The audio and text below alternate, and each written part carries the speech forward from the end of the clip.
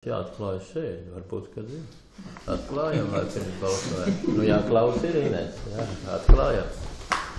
Paldies, kolēģi. Nu, tagad mēs varam balsot. Esam visi gatavi, nav vairāk nekādi jautājumi. Par tām ielām. Nu, vajag jau. Kas par? Paldies, vienbalsīgi. Nu, es sapratu, kad ir radies arī otrs jautājums. Mēģis pagastā. Ja pārējais var ziņot. Ko lūdzu? Ja pārējais var ziņot.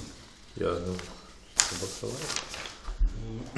Cilvēks ir dzīvojis pie privātiem saimniekiem, strādājis gadus, nav domājis par daudziem jautājumiem, un tagad atklājās sociālais dienests, gan arī komitejā, kā šis cilvēks paliek uz ielas.